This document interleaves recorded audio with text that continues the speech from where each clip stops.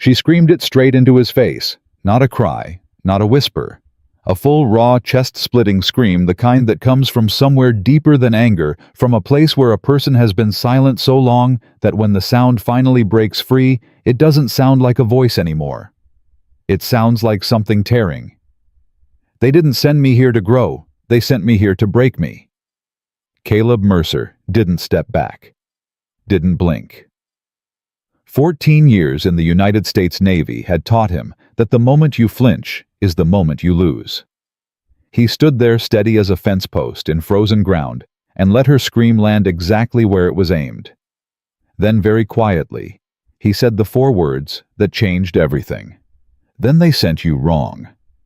Drop your city in the comments. I want to see how far this story travels. And if it grabs you, hit subscribe. You won't want to walk away before the ending. The morning Caleb Mercer's life changed forever started exactly like every other morning had for the past 5 years, with silence that was too heavy to be peace. He was up before the sun, the way the Navy had taught him, and the way grief had reinforced. His boots hit the floor at 4:47 a.m. He didn't need an alarm. His body had learned that sleep was a privilege, not a right, and that the farm didn't care what kind of night you'd had. He pulled on his flannel shirt in the dark, moving quietly out of habit. Maisie's room was just down the hall, and even at 9 years old she still slept like she was holding on to sleep for dear life. He understood that. When you'd lost someone the way she had, the way they both had, sleep was the only place the world still made sense. He got the coffee going, stood at the kitchen window, and looked out at nothing. Gray sky, gray ground. The kind of cold that didn't announce itself, it just settled in your chest and stayed. Montana in late October was beautiful if you were visiting. If you were living it day after day, mortgage payment after mortgage payment, it was something else entirely. He drank his coffee standing up. He always did. There was a framed photo on the windowsill. Sarah, maybe 26 in the picture, laughing at something off camera, her hair blown sideways by wind. She didn't mind. He didn't move the photo. He didn't look away from it either. He just lived beside it, the way you learn to live beside anything that both hurts and holds you together. 5 years, he thought. 5 years, and it still hits the same. He set the mug down, buttoned his coat, and went out to start his day. He was on his back under the south fence line by 9 o'clock, wrestling a rusted post anchor that had been giving him trouble since August. His hands were bleeding at the knuckles, not badly, just the kind of scrape that comes from metal that doesn't care about you, and he was halfway through a sentence of profanity when he heard it. Tires on gravel. Not the sound of Tommy Briggs's old pickup, which rattled and announced itself half a mile out. Not the UPS truck, which always slowed to a crawl before it turned. This was something else. Something smooth and expensive. The kind of sound that didn't belong on a dirt road that hadn't been properly graded since the county stopped caring. Caleb slid out from under the fence and stood up. A black sedan, long polished, the kind of vehicle that cost more than his entire first year's harvest, had rolled to a stop about 30 feet from his front porch. The engine cut. Nobody got out for a long moment. He watched it. He'd learned in the Navy that a vehicle that sits still too long before anyone emerges is either lost or planning something. Neither option tended to end simply. Then the passenger door opened. She stepped out, and Caleb's first thought was not what he expected. His first thought was, she's terrified. He'd seen fear before. Real fear, not the kind people perform. He'd seen it in the faces of young sailors who'd just realized the world was larger and more dangerous than they'd been told. He'd seen it in Maisie's face the morning after the funeral, when she woke up and remembered all over again. This woman, mid-30s, dark hair, wearing clothes that fit the car, but not the situation, was carrying that exact kind of fear. She was holding herself very still, the way prey animals do when they're deciding whether to run. A man in a dark suit climbed out of the driver's side. He straightened his jacket, looked around the farm with the expression of someone who'd been asked to deliver a package to the moon, and then turned to the woman. "Ms. Langford." His voice carried across the yard. "This is the address." The woman, Ms. Langford, looked at the farmhouse. She looked at the fence line. She looked at Caleb, who was still standing there with blood on his knuckles and grease on his coat. And for just a second, something crossed her face that wasn't fear. It was something closer to, "What have they done to me?" Caleb walked toward them. "Can I help you?" he said. Not unfriendly, but not warm either. The man in the suit stepped forward. He had a briefcase and the posture of someone who was accustomed to solving other people's problems with paperwork. "Mr. Mercer, Caleb Mercer." "That's right. My name is Richard Solt. I represent the Langford family. We spoke with your county agricultural office last month regarding the rural residency program." "I remember," Caleb said. He did barely. Someone from the county had called him about some kind of pilot program where families with means could sponsor a practical living experience for young adults. He'd said he'd think about it. He hadn't thought about it much. "I didn't agree to anything." "No, sir, you expressed openness to the arrangement. The Langford family has reviewed your property and your background and believes this is an appropriate placement." Solt opened his briefcase, produced a folder. "There's a monthly stipend involved, quite generous, and the stay would be no more than 90 days. Caleb looked past him at the woman. She was staring at the ground now. Her arms were crossed over her chest, not the way someone crosses their arms when they're cold, but the way someone holds themselves together when they're trying very hard not to fall apart. "Ma'am," Caleb said. She looked up. "You want to be here?" The suit shifted. "Mr. Mercer, the terms of the arrangement. I'm asking her." Silence. The woman Ava, he would learn, held his gaze for a moment that stretched longer than it should have. Then she said very quietly, "I don't have a choice." Solt cleared his throat. "That's not quite accurate. Ms. Langford has agreed to this placement as part of—" "Stop talking," Caleb said. He wasn't loud about it. He didn't need to be. Solt stopped talking. Caleb took a breath. He looked at the sedan, at the suit, at the folder, at the woman who looked like she'd been delivered somewhere against her will, and was now trying to decide whether to fight or accept it. He said, "Give me a minute." He walked back to the fence line, picked up his tools, and stood there for 30 seconds, doing nothing but thinking. He thought about the stipend, which, if it was what the county contact had implied, would cover 2 months of mortgage. He thought about Maisie, who would be home from school in 6 hours. He thought about Sarah, who had never once in her life turned someone away from their door. He thought about the look on that woman's face. "I don't have a choice." He came back. "She stays," he said. "The car and the suit leave by noon." Solt was gone by 11:40. He'd made several attempts to outline terms and conditions and liability clauses, and Caleb had listened to exactly enough of it to understand that the Langford family wanted their daughter placed somewhere that felt like punishment, but was technically safe, and that they were paying for the guarantee of both.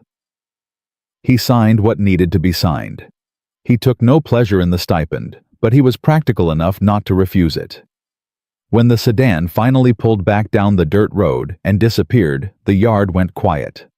Caleb turned to find Ava Langford standing on his porch with a single leather bag at her feet, and an expression that was hard to name.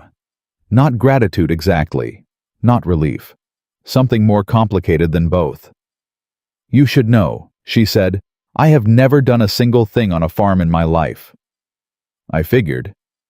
I don't know how to do whatever it is people do here." "You'll learn." She looked at the bag, then at him. "Why did you tell him to leave?" Caleb considered that. "Because you looked like you needed someone to." She was quiet for a moment. Then, almost despite herself, "That's either very kind or very stupid." "Probably both," he said. "Come on, I'll show you where you're sleeping." The room he gave her was small. It had been a storage room before Sarah got hold of it, and turned it into a proper guest room with a hand-stitched quilt and curtains she'd sewn herself. Caleb hadn't changed any of it. He kept meaning to. Ava set her bag on the bed and stood in the middle of the room like she wasn't sure she was allowed to touch anything. "Bathroom's at the end of the hall," Caleb said from the doorway. My daughter Maisie gets home around 3:30. She's 9. She asks a lot of questions. Don't feel obligated to answer all of them. How long has it just been the two of you? He paused. 5 years. I'm sorry? Her name was Sarah. He said it like a statement of fact, but they both understood it was something more than that. Ava nodded slowly. I lost someone too, she said. Not the same way, but I understand what it means to have someone just gone. He didn't ask who. Not yet. There was a time for those conversations, and it wasn't in the first hour. Lunch is at noon, he said. I don't cook fancy, but it's enough. Work starts at 1. You'll start with the lighter tasks until you get your footing. Mr. Mercer. He stopped. Why did they really send me here? She asked. Not to him exactly. More to the room, more to herself. But he answered anyway. I don't know. But you said you don't have a choice. He met her eyes. I want you to know that while you're on my property, that's not true. You always have a choice. That's the one rule I don't bend on. She stared at him for a long moment, and he watched something happen in her expression. Something small and fragile and real, like the first crack in ice that's been frozen too solid for too long. She didn't say thank you, but she nodded. That was enough. Maisie came through the door at 3:32, dropped her backpack in the hall, exactly where Caleb had asked her 100 times not to drop it, and then stopped dead when she saw the woman sitting at the kitchen table with a cup of tea. Dad! She didn't take her eyes off the stranger. There's a lady in our kitchen. I see that.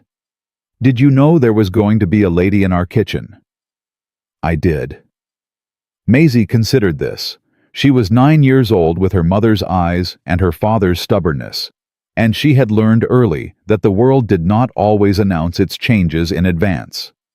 She walked to the table and extended her hand with the formality of someone who had watched too many adult interactions. I'm Maisie Mercer, she said. Ava looked momentarily caught off guard, like she hadn't expected to be taken seriously, and then she shook the offered hand. Ava Langford.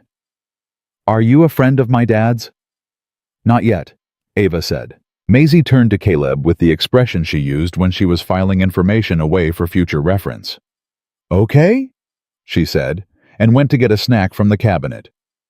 Ava looked at him across the table with something very close to a smile, the first one he'd seen from her.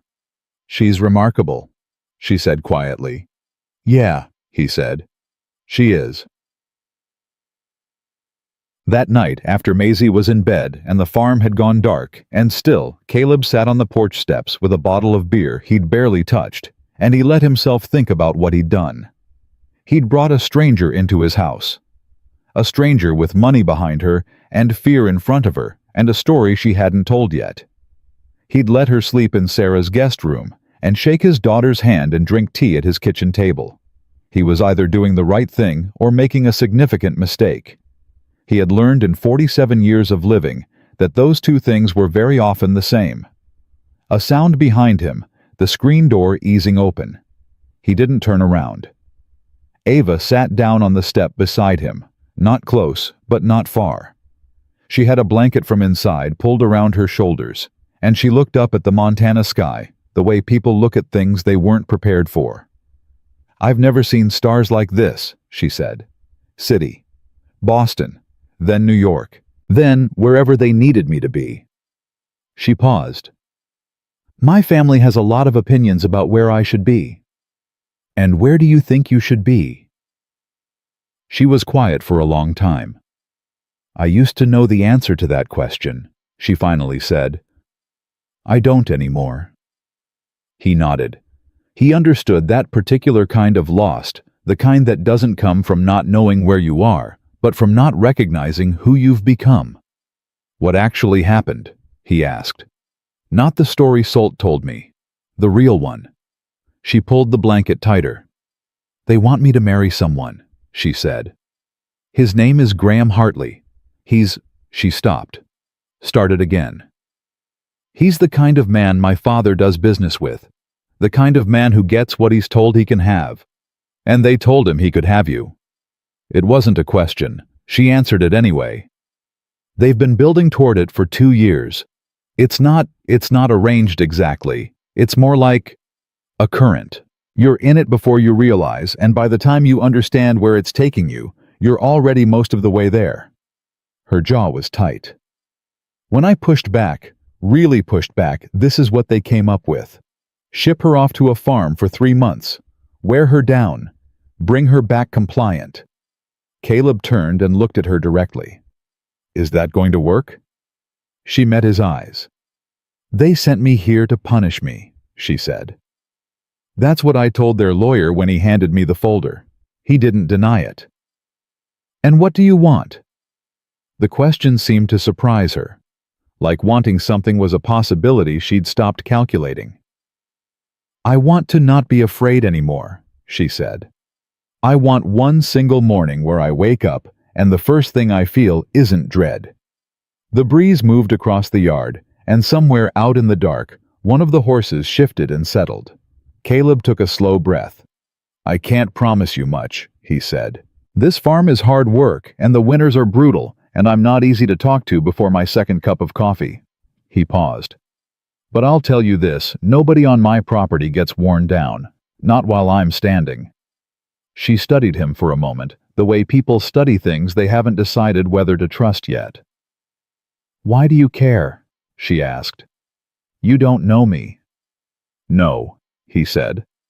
But I know what it looks like when someone needs a person to be straight with them. He picked up his beer, looked at it, set it back down. I was a Navy man for 14 years. You want to know what the most dangerous thing in the ocean is? It's not the storm. It's not the enemy. It's the feeling that nobody's watching your back. He looked at her. You've got somebody watching your back now. That's all I'm saying. She didn't respond right away. When she did, her voice was different, quieter, stripped of the careful composure she'd been maintaining since she stepped out of that car. Mr. Mercer, she said. Caleb. Caleb. She said it like she was testing the weight of it. Thank you. He nodded once, stood up, picked up the beer. 4:30 wake up around here, he said. I'll try to be quiet. I don't sleep much anyway. Then you'll fit right in. He went inside. Ava sat on the steps alone for a long time, looking up at a sky full of stars she'd never known were there, and for the first time in longer than she could clearly remember, she let herself exhale. The farm was quiet. The stars were out. And something had begun that none of them, not Caleb, not Ava, not Maisie, not the Langford family with all their lawyers and all their money, could yet understand the full shape of. But it had begun. The first morning, Ava was up before Caleb. He came downstairs at 4:30 and found her already at the kitchen table, both hands wrapped around a mug she'd made herself, staring at the steam rising off the surface like it owed her an explanation. She was still wearing the clothes she'd arrived in, dark slacks, a blouse that cost more than his monthly electric bill, and she looked exactly like what she was, a woman who had not slept and was refusing to admit it. He stopped in the doorway. Coffee's fresh, she said without looking up. I found the filters. Good. He poured himself a cup, leaned against the counter, and looked at her. You sleep at all? Some. That mean no? She looked up then. That means some. He let it go. He understood the particular kind of pride that wouldn't let a person admit to a bad night in someone else's house. He'd felt it himself in the months after Sarah, when his mother had come to stay, and he'd told her every morning that he was fine, and she'd looked at him every morning knowing he wasn't, and neither of them had pushed it further. Some kindnesses look like letting things alone. He pulled on his coat. I start with the horses. Then the fence line on the east side post came loose in the freeze last week. After that, the hay storage needs sorting before it rots. You're with me today, so you know where things are. He picked up his mug. Dress warmer. What you're wearing won't last 20 minutes out there. She looked down at herself like she was seeing her clothes for the first time and realizing they were the wrong answer to a question the farm was asking. I don't have back closet end of the hall. Sarah kept extra work gear in there. Should be something close to your size. He was already heading for the door when she said it quietly, almost to herself, but he heard it. Sarah. He stopped. Your wife, she said. Yeah. Does it bother you? Me using her things? He thought about that for a moment.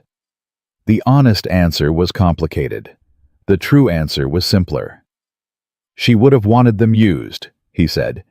She didn't believe in keeping things just to keep them. He pushed the screen door open. 5 minutes. She was ready in 4. She came out in one of Sarah's old canvas coats, a wool hat pulled down over her dark hair, and a pair of work gloves that were slightly too big. She looked nothing like herself from the day before. She looked, Caleb thought, almost like someone who belonged here, or at least like someone who was willing to try. He said nothing about it. He just handed her a shovel and started walking. The first hour nearly broke her. He could see it the way her breath came too fast, the way her shoulders climbed toward her ears with each new task, the way she'd look at a fence post or a hay bale and spend a half-second calculating whether she could do it before forcing herself to start. She didn't complain. That surprised him. He'd expected complaints, had prepared himself for them the way you prepare for weather you know is coming. But she just worked silently, getting it wrong, and adjusting, and getting it slightly less wrong, and he didn't say much except what needed saying. Grip lower on the handle. Other side. Don't use your back, your legs. She listened. That surprised him too. By mid-morning, they were at the east fence line, and Ava was hammering a post anchor with a mallet that was clearly heavier than she'd anticipated, and she brought it down wrong, and it glanced off the metal, and she said a word that made Caleb raise an eyebrow. She caught his look. I went to boarding school in Connecticut, she said. We learned all the words. He almost smiled. It was the closest he'd come to one since she'd arrived. You're angling wrong, he said. He stepped in behind her, not touching, just close enough to show. You want the strike coming straight down, not across. The metal doesn't give you dew if you're not aligned. She adjusted, brought the mallet down again. The anchor caught and sank. She stood up and looked at it with an expression so purely satisfied that it stopped him for a moment, because it was real, completely unguarded, the kind of feeling that doesn't perform itself, and it made him realize that wherever Ava Langford had come from, she hadn't been allowed to feel that particular thing, the plain, honest satisfaction of doing something hard with your own hands in a very long time. First fence post, he said. First fence post, she repeated. He picked up his tools and kept moving, but the moment stayed with him. Shupta. Maisie was home at 3:30 again, backpack in the hall again, and this time when she came into the kitchen and found Ava, she didn't stop short with surprise. She climbed up onto the chair across from her, set her chin in her hand and said, You came back. I live here now, Ava said. For a while. Do you like it? Ava considered the question with more seriousness than Maisie had probably expected. I haven't decided yet, she said. I fixed a fence post today. That felt good. Maisie processed this. Dad's really particular about his fence posts. I noticed. Did he say it was okay? He didn't say it wasn't.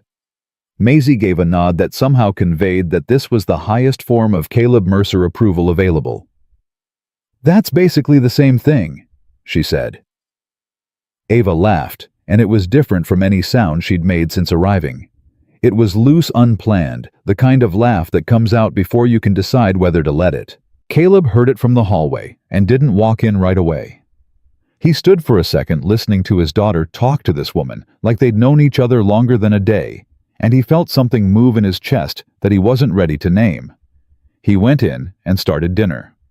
Maisie, as was her habit, provided running commentary on everything, including a detailed account of a conflict at school involving 2 boys of basketball, and a fundamental disagreement about the rules and what should have been done about it, and what she had in fact said about it, and why she stood by every word. Ava listened with her full attention, the way some adults do with children, and most don't, and asked questions at the right moments, and Maisie blossomed under it the way she always did when someone gave her that actual genuine attention. Caleb watched from the stove. He thought Sarah would have liked her. He thought, stop that. He set plates on the table. It was the fourth day when Ava's composure finally cracked. Not dramatically, not in any way she'd meant to show, but he saw it. They'd been in the barn working through the hay storage, and Ava had gotten quiet in a way that was different from her usual quiet. Her usual quiet was active, focused, paying attention. This quiet had a weight to it, like something pressing from inside. Caleb kept working. He'd learned that pushing at that kind of quiet made it close up. Sometimes you just had to let it sit until it was ready to open. Then she stopped moving entirely, hands flat on a hay bale, and said, "He called again." Caleb straightened. "Graham Hartley." "Through the lawyer. Solt left me a message." She kept looking at the hay bale. "He said Graham wanted me to know that he wasn't angry, that he understood I needed space." The word landed like something she'd bitten down on. That's what they're calling it. Space. Like this is a tantrum. "What do you want to say back?" "I want to say that I am not a piece of property that got temporarily misplaced." She still didn't look up, but her voice had an edge to it now, the kind that comes just before it breaks. "I want to say that my father shook a man's hand over me like I was something he was transferring the deed to." Caleb put down his work gloves. He leaned against the barn post and looked at her directly. "Then say that." "To who? To Solt. To Graham." She finally looked up, and her eyes were dry but barely. "The people I would need to say it to are the same people who have decided it doesn't apply." "Say it to me," he said. She stared at him. "Right now," he said. "Say exactly what you want to say. Doesn't matter if I already agree with you.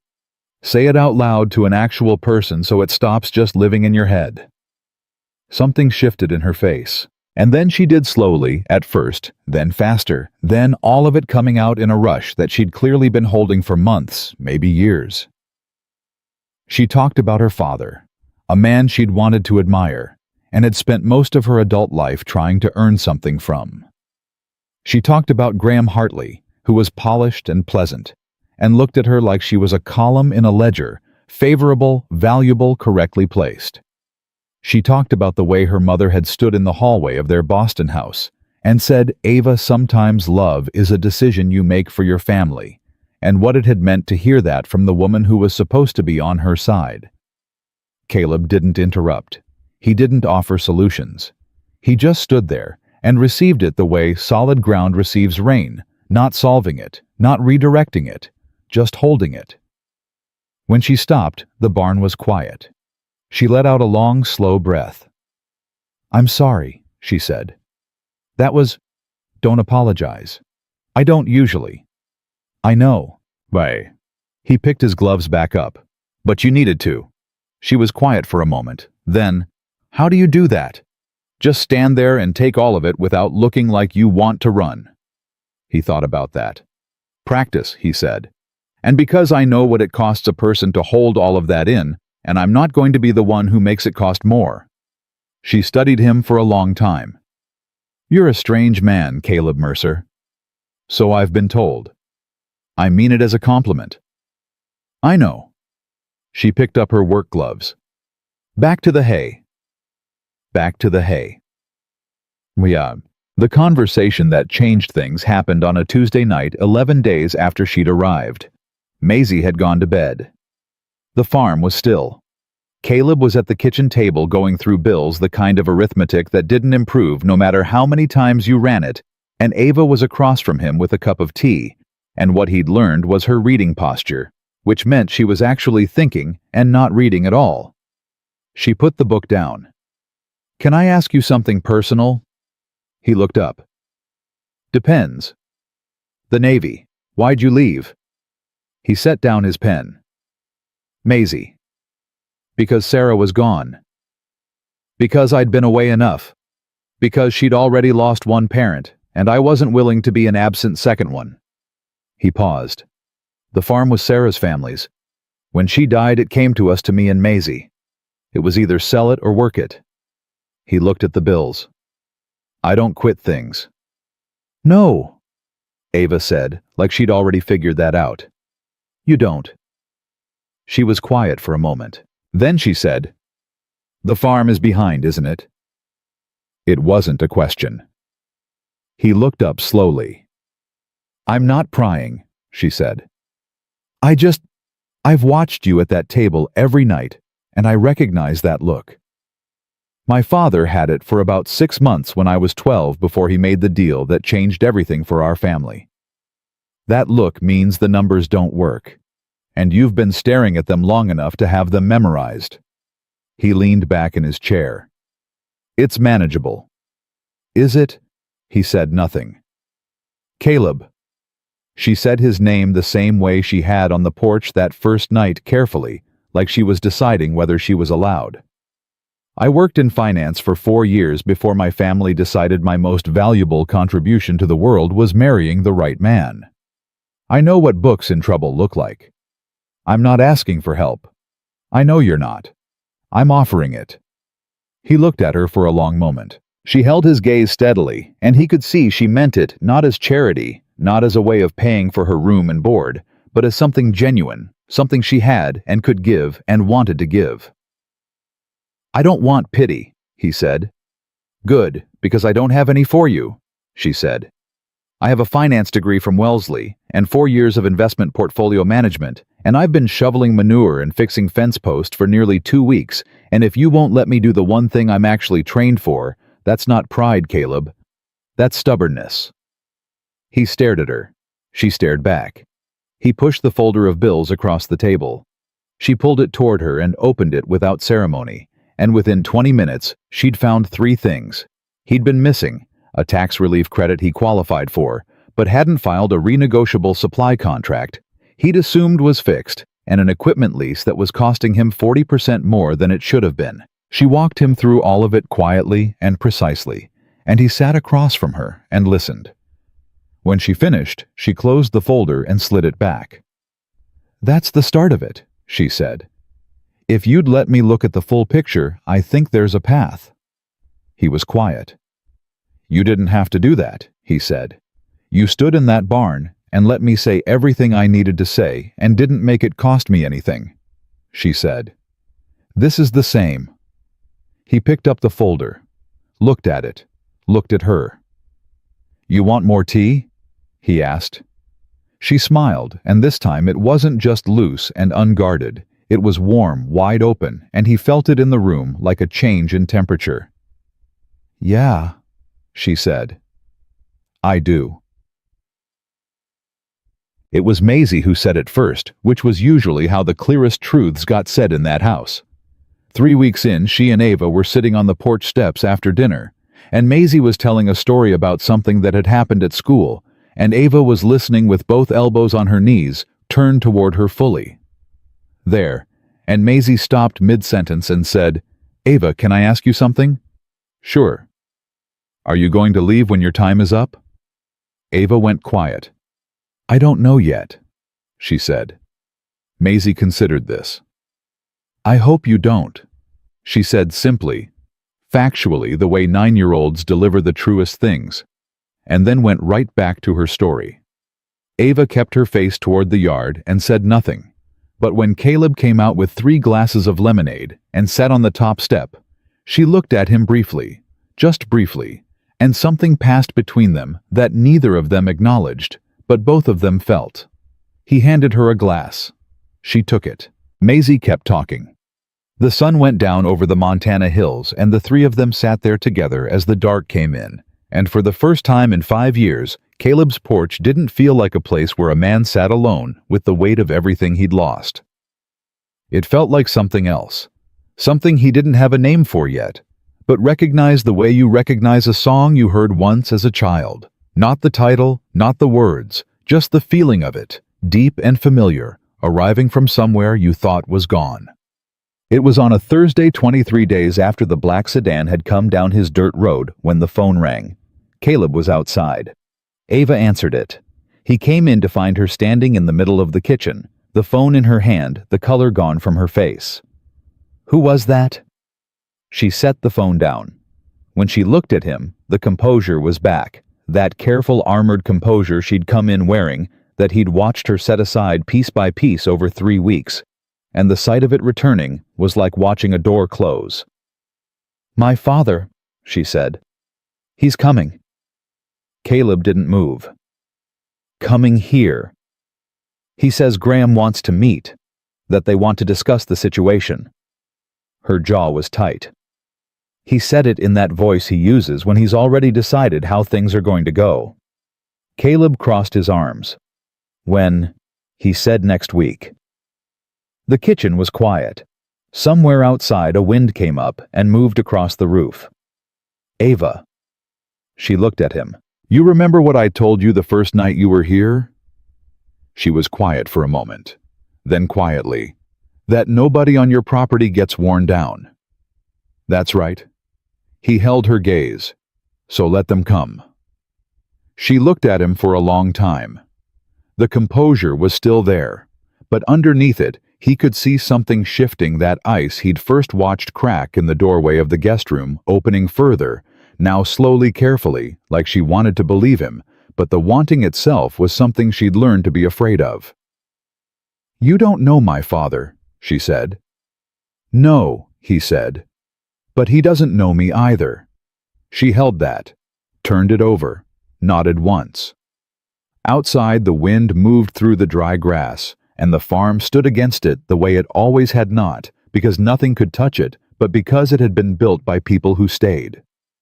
He came on a Wednesday, not next week, the way he'd said on the phone 4 days early, without warning, without a call, without the courtesy of giving anyone time to prepare. That was how men like Robert Langford operated. You didn't give warning. Warning was for people who respected the other person's right to be ready. Caleb was in the middle of repairing the water line on the north side of the property when Ava came out of the house and walked toward him with the kind of walk that told him everything. Before she said a word, straight back, measured steps, her hands loose at her sides, the way a person holds themselves when they're working very hard to look like they're not afraid. "He's here," she said.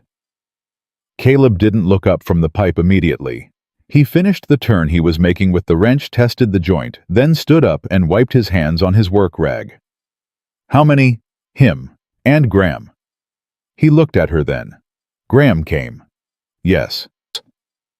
He read her face, the tight jaw, the careful blankness she put over the fear, and he thought about what it cost a person to stand in a field and say the name of someone they were being handed to like that, flatly, like it was just information. "They in the house. I told them to wait outside." He almost smiled at that. "Good." He walked back with her, and he could see them from 20 yards out, 2 men standing in front of a car that was somehow even more expensive looking than the one Solt had driven, which Caleb hadn't thought was possible. Robert Langford was exactly what Caleb expected. Tall, silver-haired, the build of a man who'd been athletic once, and now used money the way other men used muscle. He held himself like someone who was accustomed to being the most important person in any room he entered, and was simply waiting for the room to acknowledge it. Graham Hartley was younger, maybe 38, handsome in the way that looks designed rather than earned, wearing a jacket that fit too well to be anything but custom. He stood with his hands in his pockets, and a smile that was already forming, before Caleb was close enough for it to mean anything. Robert Langford spoke first. "You must be Mercer." Caleb stopped in front of them. He didn't extend his hand. "Mr. Langford, I appreciate you making time." Robert's voice carried the mild warmth of a man who didn't actually need your appreciation, but understood the social utility of pretending he did. "We were in the area and thought it made sense to check in personally on Ava's arrangement." "You were in the area," Caleb said. "That's right. Billings is 4 hours from here." Robert's expression didn't change, but something behind his eyes did. "As I said, We were in the area. Caleb looked at him for a moment. Then at Graham, who was still holding the smile patient pleasant, the kind of man who'd learned early that a good smile in silence was often more threatening than words. "Mr. Mercer," Graham said, stepping forward with the easy confidence of someone extending a hand for the first time and fully expecting it to be taken. "Graham Hartley, it's good to meet you." Caleb shook the hand, firm, brief. "What do you want?" Graham laughed a practiced laugh, smooth and social. "Straight to it. I like that." He glanced at Ava, and the smile shifted almost imperceptibly, taking on a quality Caleb recognized immediately: the proprietary warmth of a man looking at something he considers his. "We just wanted to see how things were going. Make sure Ava's comfortable." "Ava's fine," Caleb said. "She looks it," Graham said.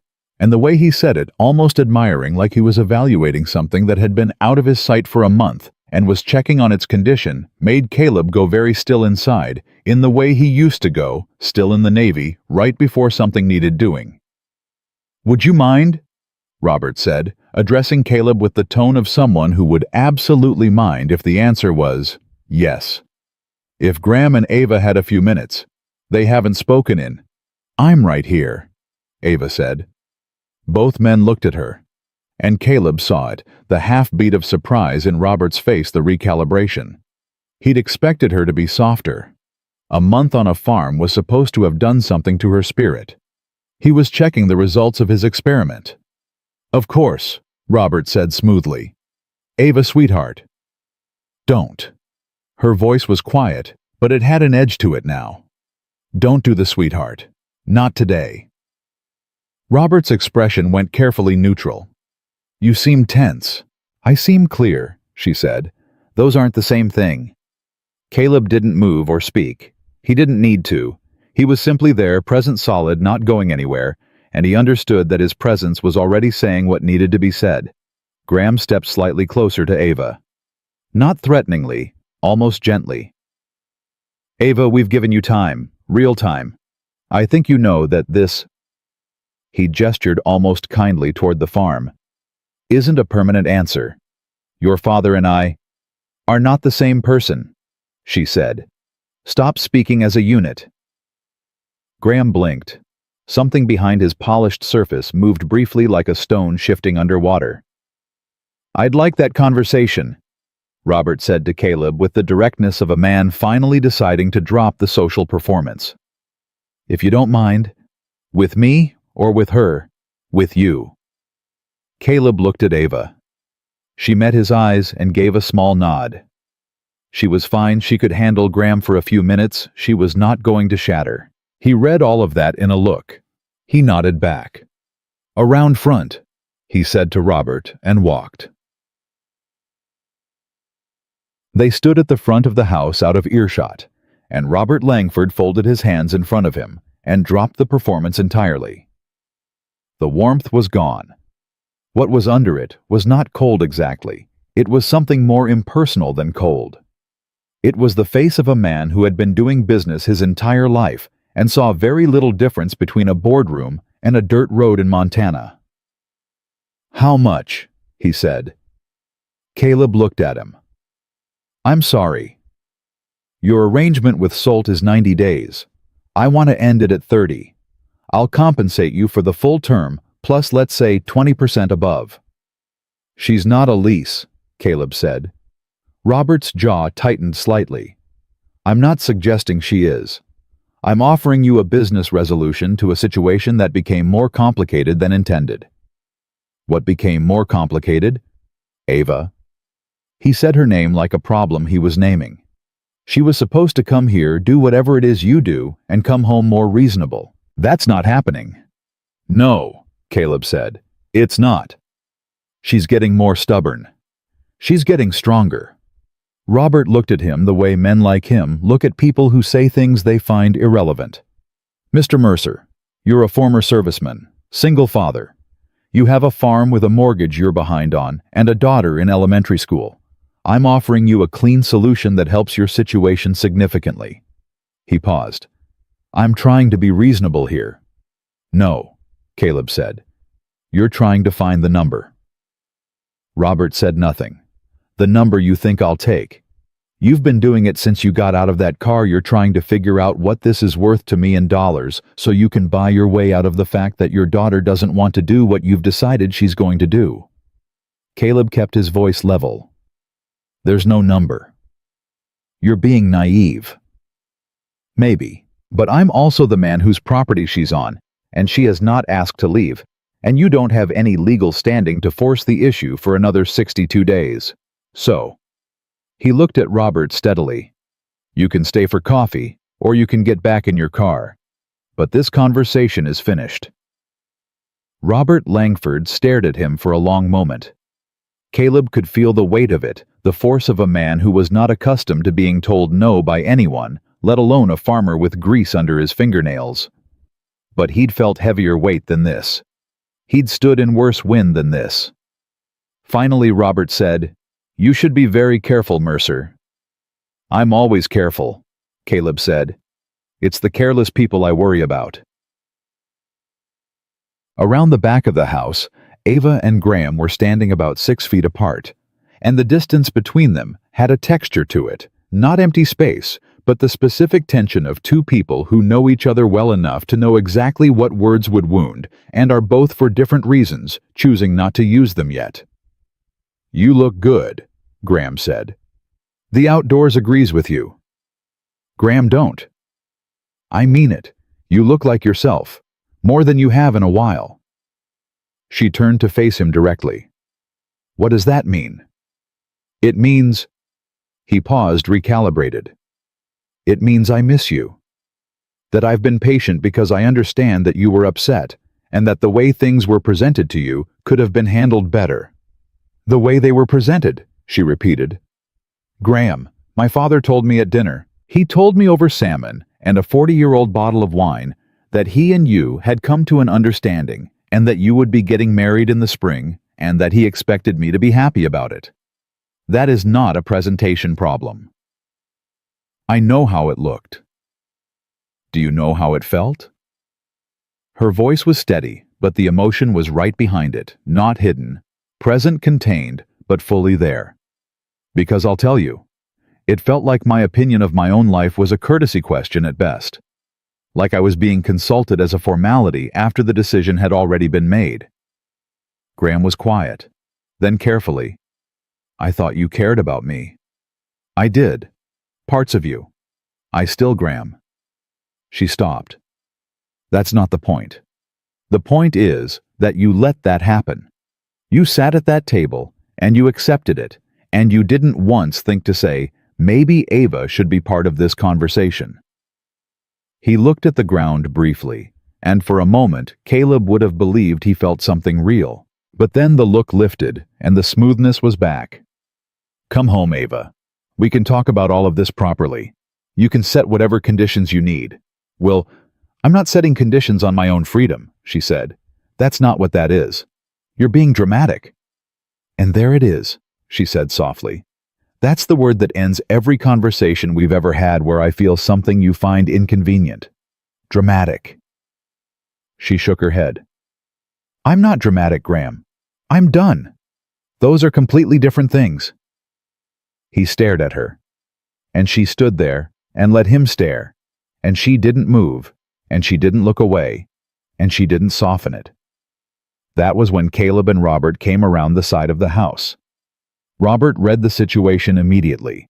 Whatever Ava's face was showing, it was not what he'd sent Graham in to produce, and his expression tightened. He looked at Graham. Graham gave the smallest shake of his head.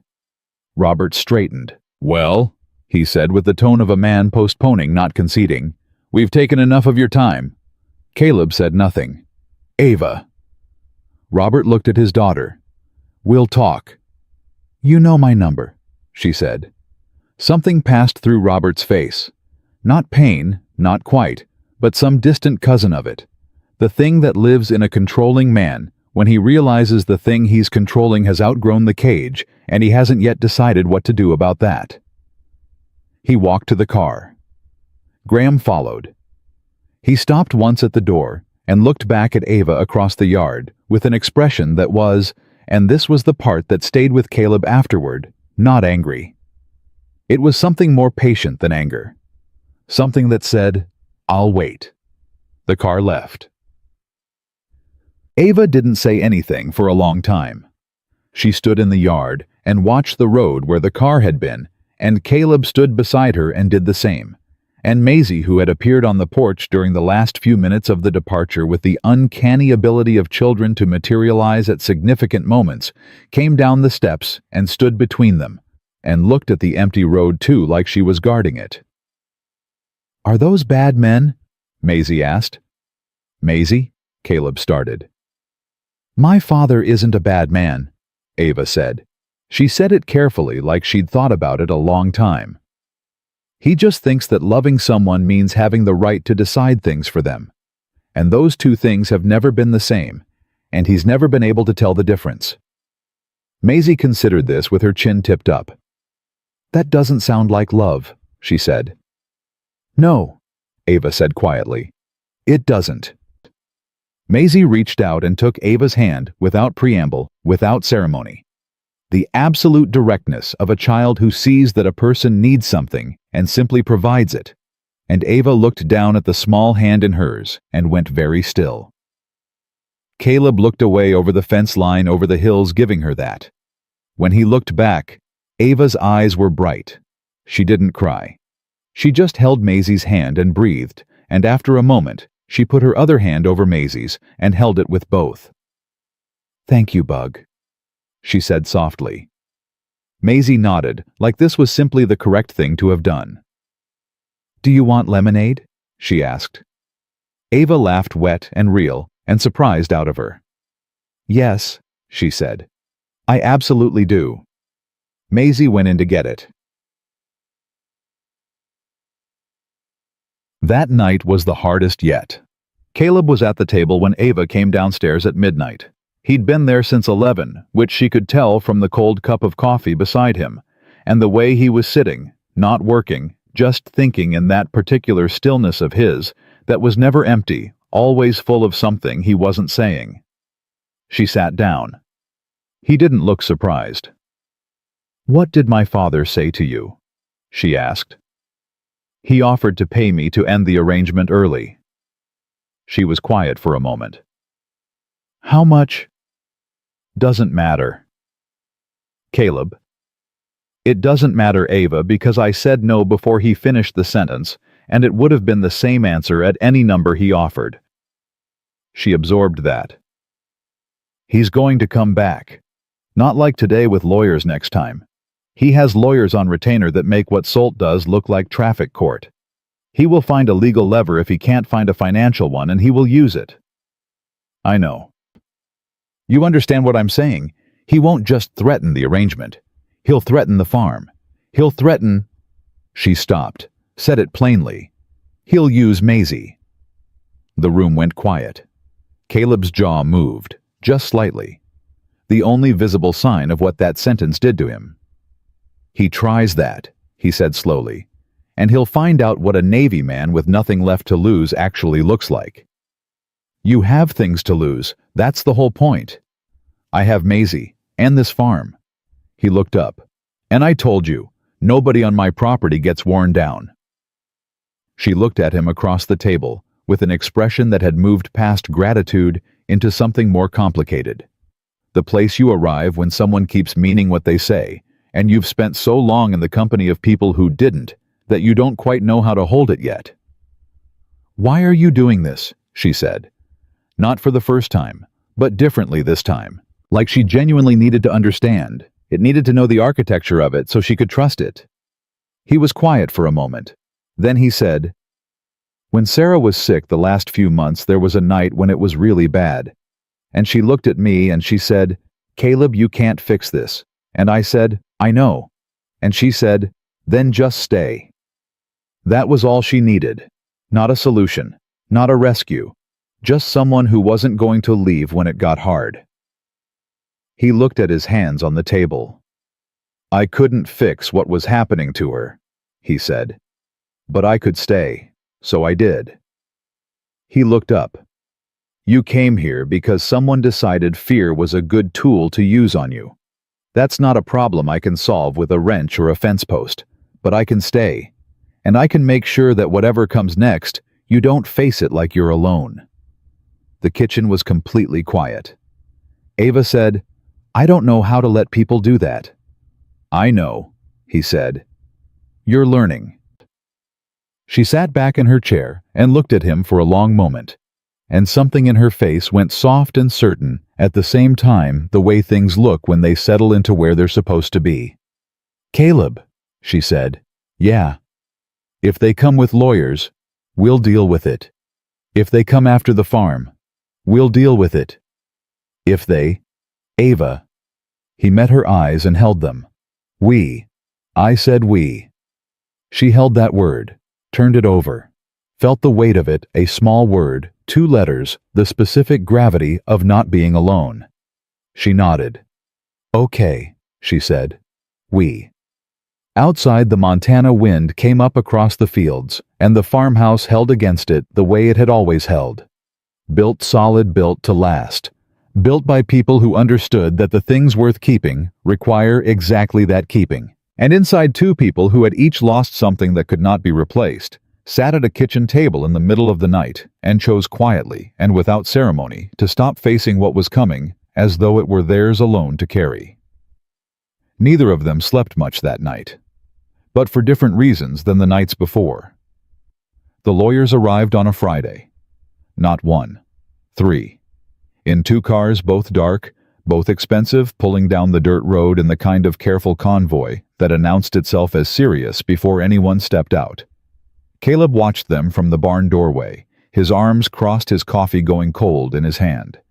He'd known they were coming, not because anyone had called, but because Robert Langford had looked at him across that yard 12 days ago with the patience of a man already planning his next move, and Caleb had spent enough years reading people in high-pressure situations to know that patience like that doesn't wait long before it becomes action. He set down the coffee and walked out to meet them.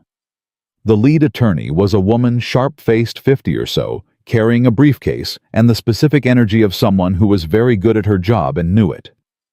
Her name, she said, was Margaret Holloway, and she represented the Langford family in the matter of Ava Christine Langford and the terms of the residential placement agreement.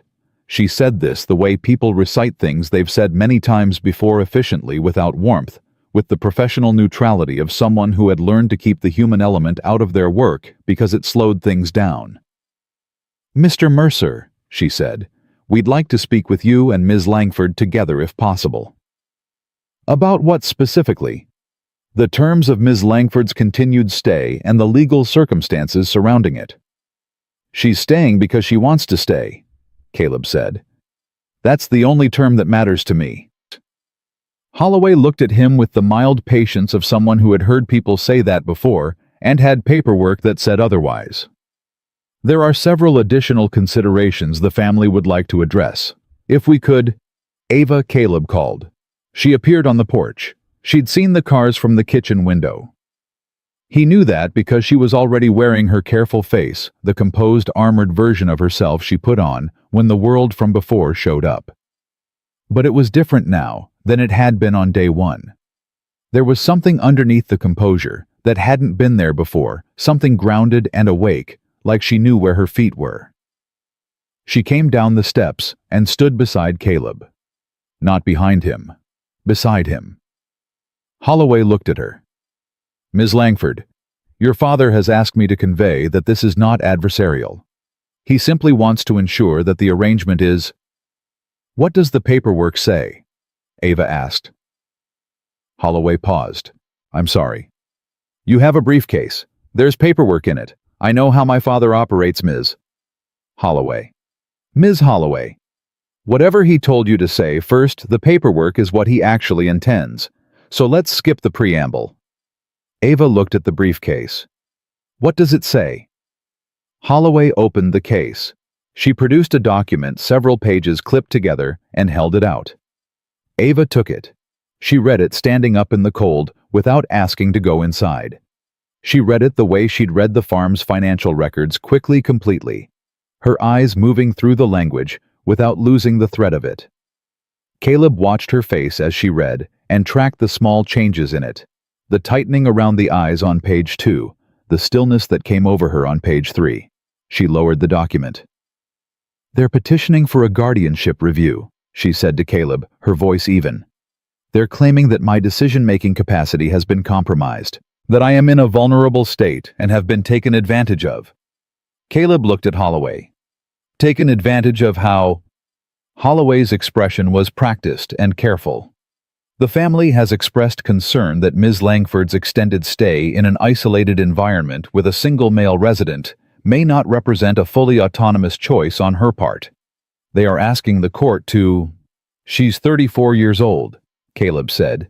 "Age does not preclude vulnerability, Mr. Mercer." "No," he said. "It doesn't. But it does preclude guardianship absent a medical basis, which you don't have." Holloway looked at him with slight surprise, the look people give when a farmer who fixes fence posts knows what he's talking about. "The family believes they can establish—" "They believe wrong." He kept his voice level the way he kept everything level when the situation was serious. "I want to be very clear about something, Counselor. Ava Langford came to this property under a legal arrangement your client initiated. She has not been coerced, isolated, or manipulated.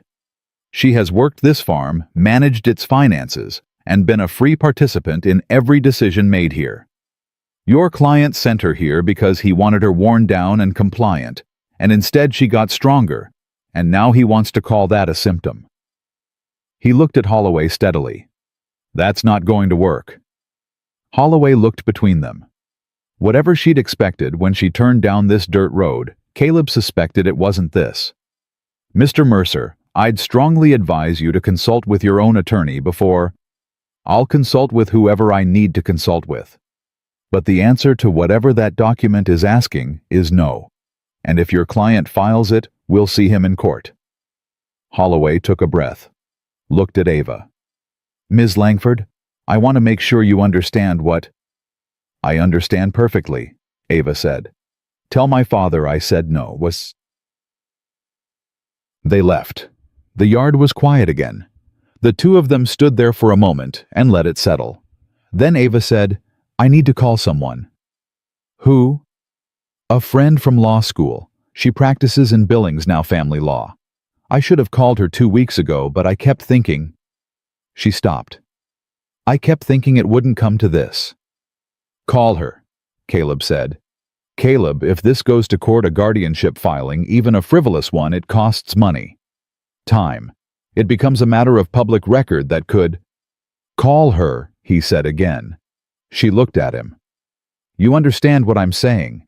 This could affect you, your reputation, the farm. If they start making accusations about your motivations for keeping me here—" "Ava." He waited until she stopped. "I know what the cost might be. I'm telling you, it doesn't change the answer." She held his gaze for a long moment. "Why not?" she said. And this time the question wasn't philosophical. It was direct, almost desperate. The question of a person who genuinely could not understand why someone would choose to take on this weight for her. "Give me a real answer. Not the Navy loyalty thing, not the Sarah thing, a real one. Why is this worth it to you?" He was quiet for a moment. "Because the night you told me what they were doing to you, Maisie was asleep down the hall," he said. "And I thought about what it would mean for her to grow up knowing that her father looked the other way when someone needed him to stand up. I don't want to explain that to her." He paused. "And because you're worth standing up for. That's the whole answer." Ava looked at him, and the careful composure she'd been maintaining since the cars pulled in finally released its tension, not collapsing, but letting go the difference between a wall breaking and a fist opening. "Okay," she said quietly. "Go call your friend." "Caleb." "Yeah." "Thank you." He picked up his coffee from the fence post where he'd set it, looked at it. Stone cold. "Don't thank me yet," he said. "Let's see how it goes first." Her friend's name was Diana Reyes, and she drove up from Billings the next day in a 12-year-old Subaru with a cracked bumper sticker and a legal pad that was already half filled with notes before she sat down at the kitchen table. She was small, quick with the kind of eyes that collected information the way other people collected impressions. She shook Caleb's hand, looked around the kitchen once, looked at Ava and said, "You look better than I expected." "I feel better than I expected," Ava said. "Good, we're going to need that." Diana opened her legal pad. "All right, I've reviewed what you sent me. The guardianship petition is thin. They're filing it in Cascade County, which tells me they went forum shopping and still couldn't find a solid angle. It's primarily based on two things: the isolation argument and what they're calling undue influence." She looked at Caleb. "That's you." "I figured," he said. "They'll argue that you have a financial incentive to keep her here, the stipend, and that you've leveraged her emotional vulnerability to create a dependency." Maisie, who was doing homework at the far end of the table, looked up. "What does leverage mean?" "Maisie," Caleb said.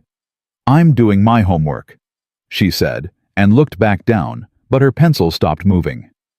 Diana glanced at the girl and back to Caleb.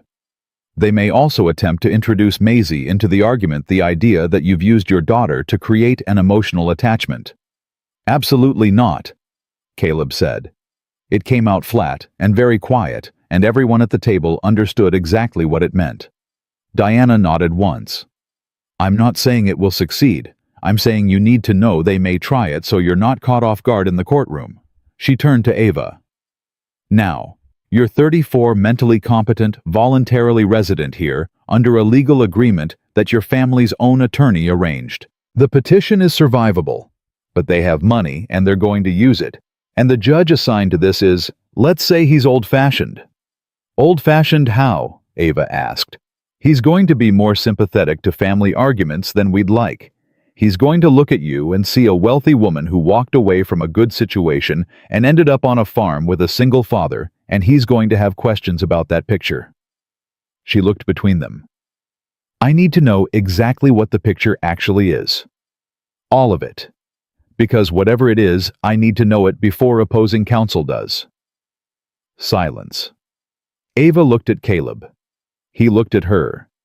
And something passed between them that had been building for weeks, wordless, acknowledged in small moments, and then set aside. And now it was sitting on the table in front of Diana Reyes, who was watching them both with the patience of someone who had sat across from many people at many kitchen tables and knew how to read a room. "We work together," Ava said. "We're rebuilding the farm's operations. I've been handling the financial side. Caleb handles everything else. She paused. "We're friends."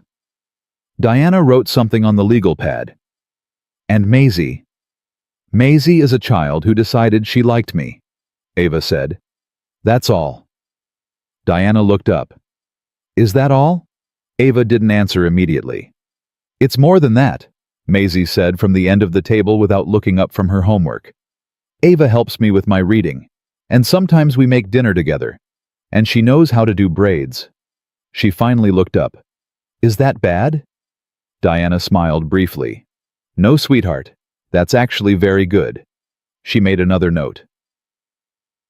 The filing came through the following Thursday. It was worse than Diana had predicted, not in its legal strength, which remained thin, but in its language. The petition described Caleb as a financially distressed individual with documented debts who had cultivated an emotional reliance in a vulnerable woman to secure ongoing financial benefit and companionship. It described the farm as isolated and unfit for extended habitation. It included a section 2 full paragraphs about Maisie suggesting that Ava had been incorporated into the family unit in ways that exceeded the scope of the arrangement and created artificial bonds inconsistent with free choice. Caleb read it at the kitchen table while Maisie was at school and Ava sat across from him. He read it twice. He set it down.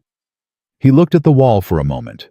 Then he said, "They're going to make this about everything I have left." "Yes," Ava said. "They're going to put my finances in front of a judge, and they're going to talk about Maisie." "Caleb. That's my daughter." His voice was controlled, but just barely. "She's 9 years old, and she's already lost her mother, and I am not going to sit in a courtroom while people in suits talk about her like she's a piece of evidence." "I know." Ava leaned forward. I know. And I am so sorry. This is my fault. Don't. If I hadn't. Ava. He looked at her directly. You didn't do this. They did this. There's a difference, and I need you to be clear on that difference because we can't afford for you to spend the next 3 weeks carrying blame that belongs to your father. She closed her eyes briefly, opened them. What do you want to do? I want to fight it. It could get worse. They have resources we don't, and they're willing to make this ugly. I've been in ugly before. Not like this. No, he admitted. Not exactly like this. He looked at the petition on the table. But I'll tell you something about the Navy. They train you to expect that the situation will get worse before it gets better. They train you to hold your position anyway. Not because you're sure you'll win, because you're sure that walking away is worse. She looked at him for a long time. I don't want you to lose the farm because of me, she said. Then help me keep it. She straightened. What do you need? Everything. Every piece of documentation we have on the arrangement. Every financial record that shows the work we've done here together. And... He paused. I need you to be honest with Diana about everything. Not the careful version. Everything. Everything, she repeated. Whatever they think the picture is, the truth is better. It always is. She nodded slowly. Then she said, You should know something. About what I feel about what this has become for me here. She said it carefully, choosing each word. I am not going to pretend in a courtroom or anywhere else that this is just an arrangement. That Maisie is just some child I happen to be near. That you are just a man who let me stay in his house. Her voice was steady and clear. I am not going to minimize this to make it easier for a judge to understand. Caleb looked at her. Good, he said. Neither am I. The night before the hearing, Maisie couldn't sleep. She came downstairs at 9:30 and stood in the kitchen doorway in her pajamas, and both Caleb and Ava were at the table. Diana's materials spread out between them, coffee going cold for the 3rd time that evening, and she looked at the papers, and then at her father, and then at Ava. Is tomorrow the day they decide? She asked. Yeah, bug, Caleb said. It is. She came to the table and climbed into the chair beside him. And if they decide wrong, do they take the farm? They're not taking the farm, he said. But if... Maisie. He turned to face her fully. He put his hand over hers on the table. I need you to listen to me, and believe what I'm telling you. I have never told you something was going to be okay when it wasn't. Have I? She thought about it. When Buckwheat died, you told me he was okay, and he wasn't. The horse, he said to Ava briefly. Then back to Maisie. That's fair, but every other time. Have I told you something was fine when it wasn't? She shook her head. So when I tell you tomorrow is going to be all right, I need you to give me that. She looked at him, at Ava, back at him. Both of you are going to be there. Both of us, Ava said. Maisie sat with that. Then she looked at Ava with the kind of directness that 9-year-olds have before the world teaches them to soften things. Are you going to leave after the hearing? After everything? When it's over? Are you going to go back to where you came from? The table was quiet. Ava looked at this girl, this small, serious, heartbreakingly perceptive girl, with her father's steady eyes, and she felt something that she'd been circling for weeks, something she hadn't let herself land on, because landing on it meant it was real, and real things could be taken away. I don't want to, she said. And it was the most honest thing she'd said to anyone in years.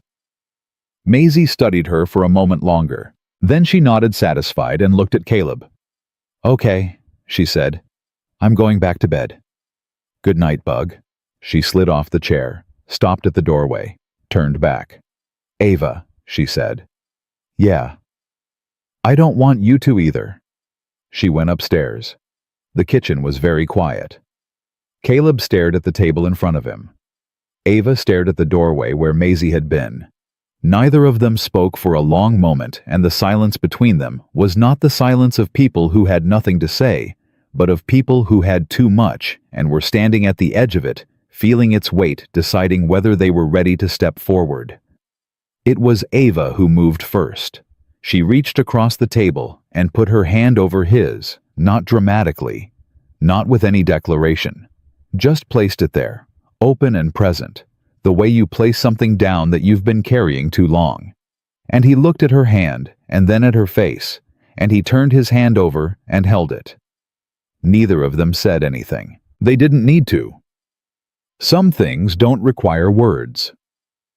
Some things are said in the simple, hard-won act of two people deciding without ceremony that whatever comes tomorrow, they are not walking into it alone. Outside, the wind had gone still.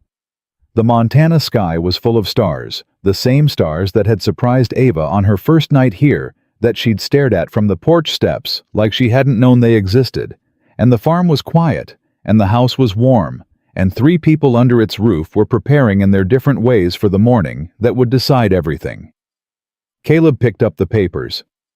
"We should go through Diana's notes one more time," he said. "Yeah," Ava said. She didn't let go of his hand. "We should," he said again, and he didn't let go either. They sat at the table with the papers between them and worked through the night, and the coffee went cold again, and neither of them noticed, and by the time the first gray light of morning came through the kitchen window, they were ready. Not because they weren't afraid, because they'd decided that being afraid wasn't the same as being beaten. The courthouse in Cascade County was not an impressive building.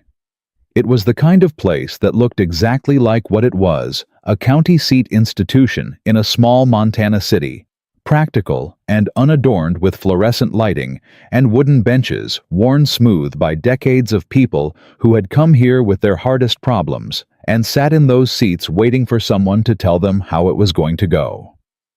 Caleb had driven past it 100 times over the years without ever thinking he'd have reason to go inside. He pulled the truck into the lot at 7:50, 40 minutes before the 9 o'clock hearing. Ava was in the passenger seat. Diana was already there standing by her Subaru with her coat buttoned and her legal pad in hand, and she looked up when they parked and gave them a nod that was efficient and reassuring at the same time. Maisie was at school. Caleb had dropped her off at 7:15, and she'd hugged him at the door longer than usual, and then looked at him with those steady eyes and said, "You've got this, Dad," in exactly the tone he used when he said it to her, and he'd had to take a breath on the walk back to the truck because 9 years old, and already she could undo him completely. He and Ava walked toward the courthouse side by side, and he didn't say anything, and she didn't say anything, and that was right. There was nothing left to say that hadn't already been said. They'd been through Diana's notes 4 times. They knew the arguments. They knew what Langford's legal team was going to try to do, and they knew how Diana intended to answer it, and they had made their peace each in their own way with the fact that what happened in the next few hours was going to change something. The question was only what. Diana fell into step beside them. "They're already inside," she said. "Holloway 2 Associates and a man named Bernard Crane, who I have seen in this courthouse before. He is very good and very expensive, and he likes long sentences." "Great," Ava said. "He likes to make simple things sound complicated. Our job is to make complicated things sound simple." Diana looked at her. "How are you?" "Ready," Ava said. Diana looked at Caleb. "You. Let's go," he said. And Robert Langford was already seated at the petitioner's table when they came in, and he looked up when they entered, and his eyes went to Ava first, then to Caleb, and then back to Ava, and his expression did what it always did, that careful, controlled neutrality that said nothing and meant everything. Graham was not there. Caleb noted that and filed it away. Holloway stood, spoke briefly to Bernard Crane. A large gray-haired man with reading glasses, pushed up on his forehead, and the unhurried manner of someone who had never once been in a hurry, because urgency was something that happened to other people. He glanced at Caleb across the room with the mild professional curiosity of a man sizing up an opposing argument. Caleb sat down, folded his hands on the table, looked at the front of the room and waited. The judge's name was Gerald Patton. He came in at 9:03, settled himself behind the bench with the deliberateness of a man who understood that his pace set the pace, and looked at the room over the top of his glasses. "Langford family petition," he said, opening the file. "Guardianship review, Ava Christine Langford." He looked at both tables. "I've read the filing. I've read the response. Let's hear it." Bernard Crane stood. He was smooth and measured, and he built the Langford argument the way you build a fire, carefully, one piece at a time, starting with the least inflammatory and working toward the heat. He spoke about family concern. He spoke about the circumstances of Ava's placement, the isolated location, the financial situation of the resident, the unusual nature of the arrangement. He spoke about what he called the accelerated emotional integration between Ava and the Mercer household, and he used that phrase with just enough clinical detachment to make it sound like a symptom rather than a relationship. He was careful never to call Caleb a predator directly. He didn't need to. He just kept placing the pieces until the picture assembled itself in the mind of anyone watching. Caleb sat through it. His face showed nothing. Under the table, his right hand was flat against his knee, a thing he did when he needed to stay completely still. Diana stood when Crane sat down.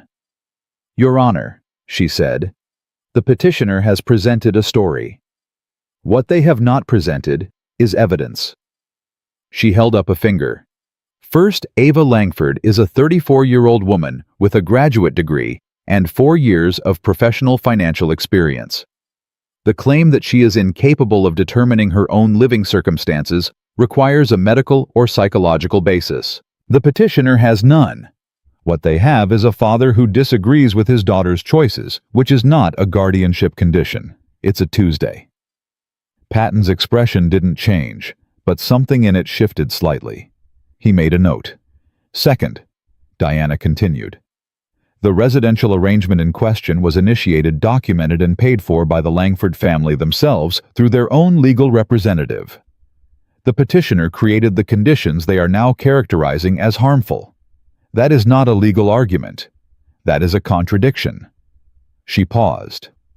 "And third, the suggestion that Mr. Mercer, a decorated Navy veteran and the sole parent of a 9-year-old girl, has manipulated a financially sophisticated adult woman for personal gain is not supported by a single piece of documented evidence in this filing. It is supported only by the fact that the petitioner would prefer a different outcome to his daughter's life." She sat down. Patton looked at Crane. "Counsel, I have a question." Crane stood. "Your Honor." The filing includes a section regarding the minor child, the respondent's daughter. Patton looked at the document. "What is the legal relevance of that section to the guardianship petition?" Crane opened his mouth, closed it, opened it again. "Your Honor, the family's position is that the involvement of the child in establishing—" "What is the legal relevance?" Patton repeated, "to the guardianship question?" A pause. "It speaks to the nature of the relationship between—" "There is no legal relevance," Patton said. He looked at Robert Langford directly for the first time. "That section of the filing is stricken. I will not have a 9-year-old child used as evidentiary leverage in a proceeding of this nature." He made a note. "Continue." Caleb allowed himself one breath.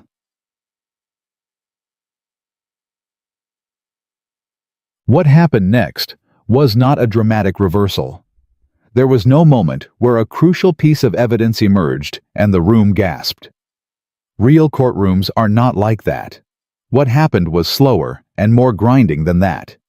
It was Diana methodically answering every argument, presenting documentation of the farm's financial recovery, the terms of the legitimate agreement, 2 character statements from community members in the county who knew Caleb, and a 1-page written statement from Ava herself that Diana read aloud in full. Ava had written it at the kitchen table at 2 in the morning, 3 nights before the hearing. She had read it to Caleb when she finished, and he had sat across from her and listened to every word, and when she finished he had said only, "That's true," and she had said, "I know," and they had left it at that. Diana read it clearly without performance. "I am here because I chose to stay. I chose to stay because for the first time in several years, I was in a place where my choices were my own. I was not managed, directed, or leveraged. I was given work honesty and the space to become clear about what I wanted from my life. I am not a victim of the circumstances my family is describing. I am a woman who found her footing. The only threat to my well-being in this situation is the petition itself." The room was quiet when Diana finished. Robert Langford looked at the table in front of him.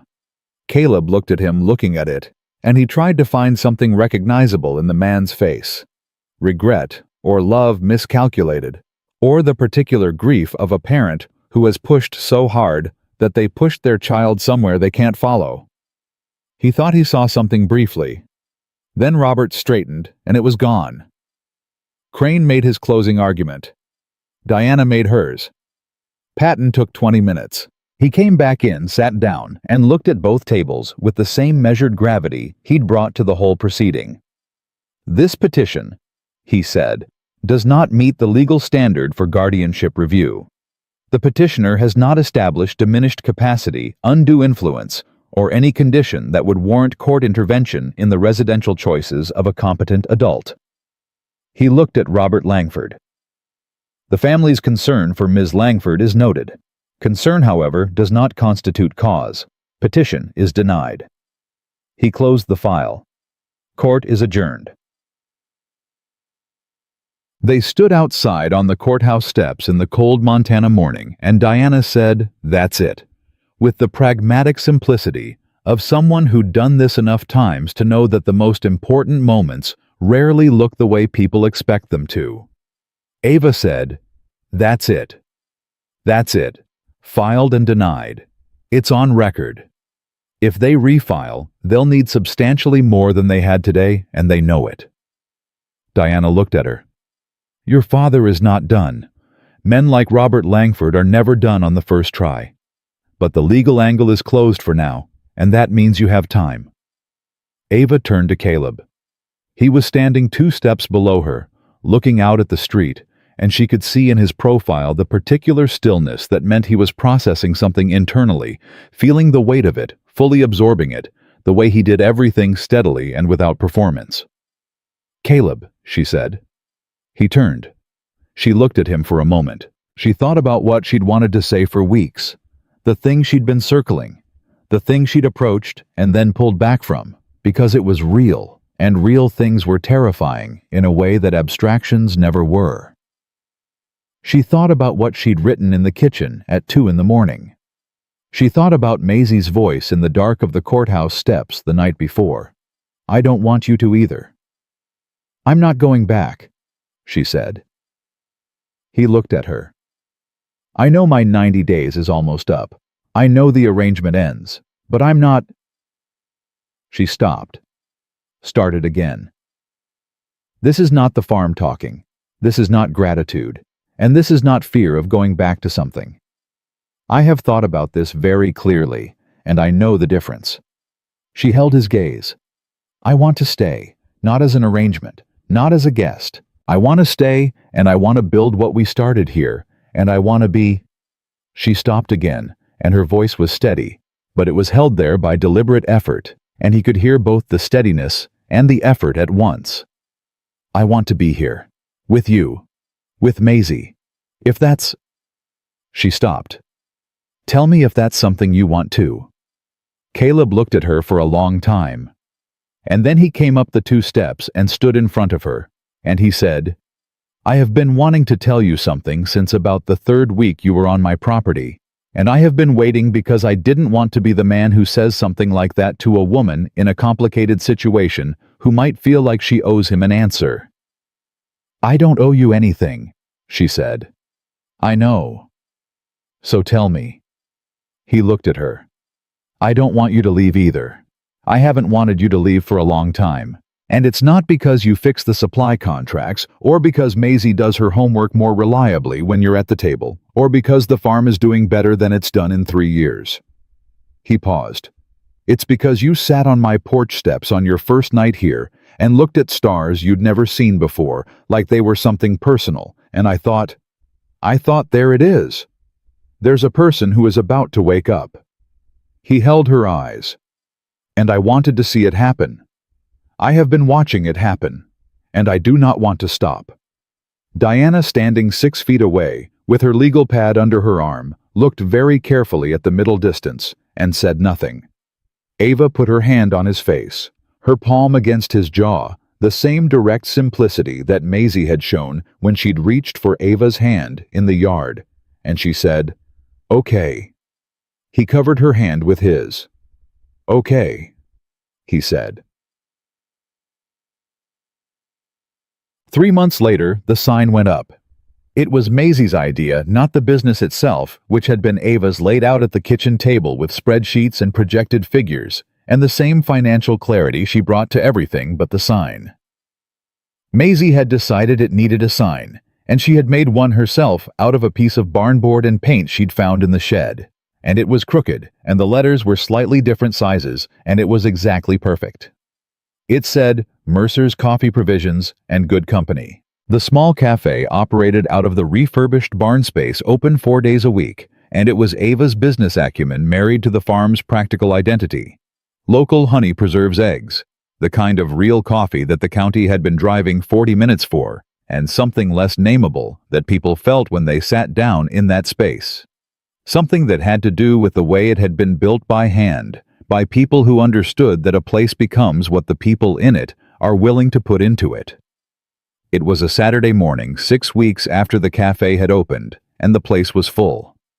Caleb was behind the counter because Ava had needed him there, and he was better at it than either of them had expected. Something about a man who could replace a fence post and stand in a courtroom with the same steady bearing translated, it turned out into someone customers trusted. He didn't say much. He didn't need to. He just poured coffee and listened, and people left feeling like something had been paid attention to. Ava moved between tables with the ease of someone who had found exactly the thing her abilities were built for. Not the corporate version of finance, but this, the practical, alive version of it, something you could touch and taste and hand to a neighbor. She had called her mother 2 weeks after the hearing. It was a hard conversation, and it was a real one, and nothing was resolved, and nothing was abandoned. And that was probably the most honest thing she'd said about her family in years, that it was unresolved, and she was willing to live with that. Her father had not called. She thought about that sometimes. Not with anger anymore, with something quieter and more complicated that she was still finding words for. Maisie was at a table in the corner with 2 girls from her class, and she was explaining something with the emphatic hand gestures she used when she was certain she was right about a thing. And one of the girls was laughing, and Maisie looked up across the room and found Caleb's eyes, and gave him the nod, the specific particular nod that meant everything is fine. And I'm happy and I see you, and he gave it back. He looked over at Ava. She was talking to an older couple at the table near the window, leaning forward with her elbows on the chair back, and she said something that made the woman laugh, and she looked up at the same moment. Caleb looked across the room, and their eyes met over the full and warm and living space that they had built together, and she smiled at him. Not the careful smile from the first days, not the relieved smile from the courthouse steps, but something deeper and quieter than either, the kind of smile that only exists on the face of a person who has come home. He smiled back.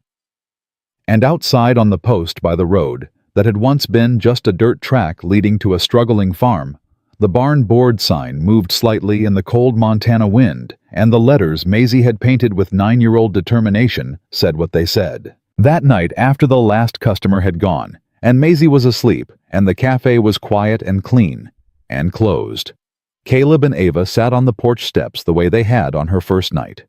The same stars overhead, the same cold air, the same dark hills, and he reached over and took her hand, and she leaned her head against his shoulder, and neither of them needed to say anything, Because everything that needed to be said had already been said in the work they'd done together, in the fights they'd stood through together, in the mornings they'd started, and the nights they'd ended, and the 1,000 ordinary moments between.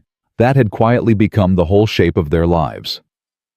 There is a kind of strength that doesn't announce itself. It doesn't come in with sirens or speeches. It comes in on a dirt road on a gray morning, in the form of a decision to stay, to stand, to build something in the place you're standing, even when the ground is hard and the cost is real. And there is no guarantee of anything except that walking away would be worse than staying. Caleb Mercer had learned that in the Navy, and then in the frozen ground beside his wife's grave, and then again in the 5 years after, and then one more time, the deepest time.